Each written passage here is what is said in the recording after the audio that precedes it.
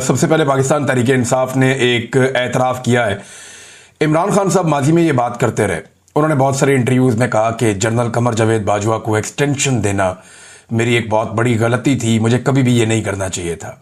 और ये जो एक्सटेंशन वाला मामला है, इसमें इमरान खान साहब ने अपने एक उसूल को तोड़ा था। यानी उससे पहले भी वो दावा करते रहे कि एक्सटेंशन नहीं होनी चाहिए, किसी की भी नहीं होनी चाहिए।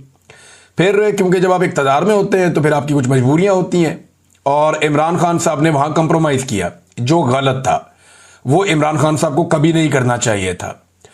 तो ये कमज़ोर सियासतदान की निशानी होती है, जब वो इक़्तिदार के नशे में वो कमज़ोर हो जाता है और वो काम करता है जो उसको नहीं करना चाहिए था। लेकिन जनरल कमर जावेद बाजवा ने पूरा एक जाल बिछाया और बड़ी मीठी मीठी बातें करके उसने एक्सटेंशन ले ली, ना सिर्फ इमरान खान से बल्कि सारी पॉलिटिकल पार्टी से। आज तक की तमाम कानून साजियों में सबसे बेहतरीन काम वो हुआ था जब जनरल बाजवा के लिए एक ही सफ में खड़े हो गए महमूद और अयाज, तो सबने जाके जनरल कमर जावेद बाजवा को एक्सटेंशन दे दी। अब जनरल बाजवा की एक्सटेंशन को इमरान खान साहब ने, ये वाहिद आदमी है जो अपनी गलती तस्लीम करता है। बड़ा आदमी होता है ना वो, जिससे गलती हो जाए तो वो कहता है जी मैंने गलत किया था और मैं इसको तस्लीम करता हूं, और वो उससे सीख कर आगे बढ़ता है। पाकिस्तान में सियासतदान कभी भी अपनी गलतियों को तस्लीम नहीं करते। यानी जनरल अशफाक परवेज कियानी को एक्सटेंशन दी जिन लोगों ने, वो इसके ऊपर कभी बात नहीं करते।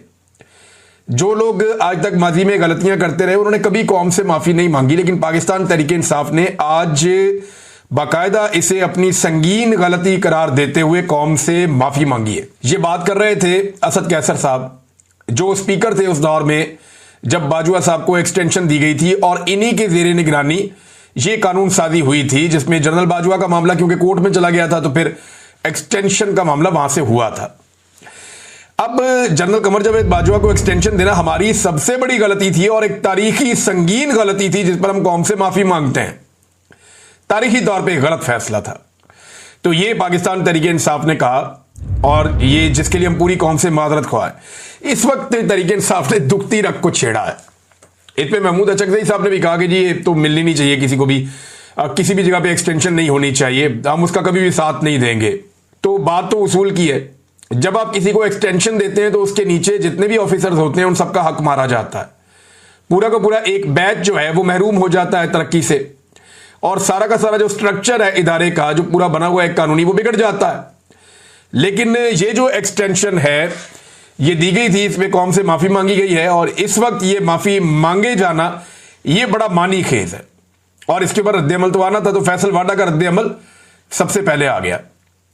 देखिए ये जो माफी वाला मामला है ना कि कौम से हम मांग रहे हैं, ये 1 साल पहले भी पीटीआई मांग सकती थी, 6 महीने बाद भी मांग सकती थी। लेकिन ये टाइम बड़ा क्रूशल है क्योंकि इस वक्त इन चीजों का फैसला हो रहा होता है कि मौजूदा आर्मी चीफ को एक्सटेंशन मिलेगी या नहीं मिलेगी।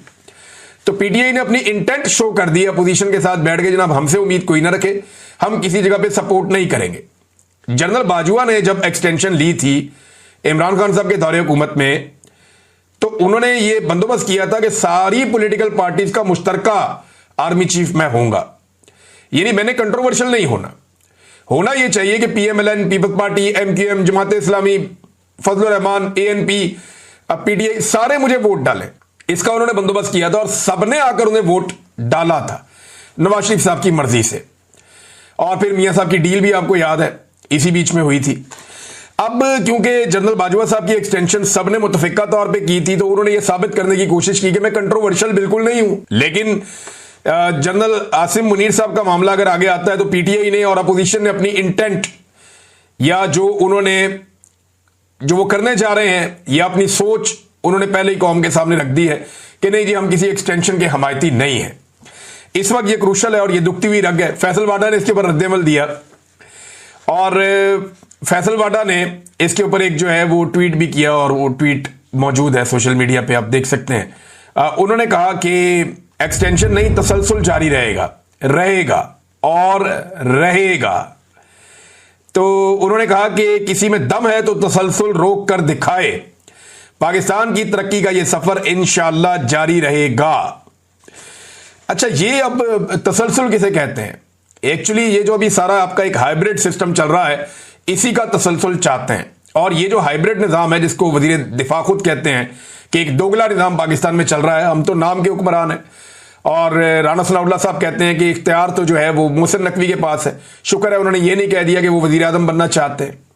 आजकल ये भी खबरें आ रही है कि आने वाले वक्त में शायद उन्हें वजीर आजम बना दिया जाए, और ये सारा काम भी इन रवायती पॉलिटिकल पार्टी से करवा दिया जाएगा। जैसे मुशर्रफ ने शौकत अजीज को लाकर वजीर आजम बना दिया था, तो कोई मसला नहीं है। जब आर्मी चीफ ये चाहेगा, फील्ड मार्शल, और उसके बाद इख्तियार होगा और वो उनको उनकी मर्जी की चीज मिल जाएगी, ताकत उनके हाथ में आ जाए, तो वो कुछ भी कर सकते हैं। बहरहाल सेनेटर फैसल वादा ने कहा कि एक्सटेंशन नहीं, तसलसल जारी रहेगा रहेगा और रहेगा। तसलसल का मतलब क्या है? यानी वो इसको एक्सटेंशन नहीं कह रहे कि एक और एक्सटेंशन शायद ना हो, लेकिन तसलसल। तसलसल का मतलब है जो सवाल हमने पिछले वीलॉग में उठाया कि क्या नई तकररी दोबारा से एक्सटेंशन मिलेगी और आर्मी चीफ जो है वो आगे बढ़ेंगे, यानी एक्सटेंशन मिल गई और 5 साल आगे बढ़ेंगे। तसलसल का मतलब यह है कि 3 साल पिछले और 2 साल अगले, यानी जो हुकूमत ने कानून एक बनाया कि अब हम आर्मी चीफ को और सर्विसेज चीफ्स को 5 साल तक रखेंगे, वो इंप्लीमेंट माजी से हो जाएगा। शायद फैसल वाडा साहब वो बात कर रहे हैं।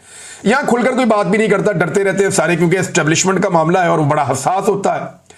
लेकिन तरक्की का सफर जिसकी फैसल वाडा साहब बात कर रहे हैं, तो आर्मी चीफ का जो वाहिद प्रोजेक्ट, जो पाकिस्तान का सबसे बड़ा प्रोजेक्ट है, जिसके ऊपर अरबों रुपए खर्च हुए, उनके इश्तिहारात पे, उसके प्रोग्राम्स के ऊपर, गैर मुल्की दौरों के ऊपर, लोगों को बुलाने और उनको इंटरटेन करने के ऊपर, जेनेटरी बीच नाम का एक आदमी आया, सऊदी अरब के वफद आए, बाकी ममालिक के वफूद आए। तो ये एक पूरा प्रोसीजर है जिसको कहा जाता है कि बड़ी कोशिश की गई कि SIFC कामयाब हो जाए। तो SIFC जो है वो एक सफेद हाथी में कन्वर्ट हो गया। अरबों रुपया इसके ऊपर लगा दिया, इसकी मशहूरी पे लगा दिया, इसकी प्रमोशन पे लगा दिया, इसको कामयाब बनाने के ऊपर अरबों रुपया झोंक दिया गया कौम का। लेकिन SIFC से आपको हासिल क्या हुआ? कुछ भी हासिल ना हो सका। दावा यह किया गया था जब आर्मी चीफ ने इसकी बुनियाद रखी, और इसके जितने भी सेगमेंट्स हैं अलग अलग, उन तमाम के ऊपर मिलिट्री अफसरान को बाकायदा, कुछ सर्विंग और कुछ रिटायर, उनको जिम्मेदारियां दी गई थी कि SIFC को पूरी तरह से फौज का इदारा, चाहे वो रिटायर लोग हैं चाहे वो सर्विंग लोग हैं, वो इसको हेड करेंगे और कंट्रोल करेंगे। अब इसमें खुद आर्मी चीफ शामिल है, जो मेन लोग हैं उनके अंदर, और ये उनका ब्रेन चाइल्ड है। तो उन्हें लगा कि फौज जब सारी मिलकर बैठेगी और मिलकर हम करेंगे, तो इस हुकूमत के साथ मिलकर हम बहुत बड़ी कामयाबी हासिल करेंगे। जो इब्तदाई एक तखमीना और अंदाजा था, वो ये कहा गया था कि फौरी तौर पे 100 अरब डॉलर की इन्वेस्टमेंट पाकिस्तान में आ जाएगी। 100 अरब डॉलर्स दावा किया गया फौरी तौर पे पाकिस्तान में आ जाएंगे। अब आया कितना पैसा? टका नहीं आया।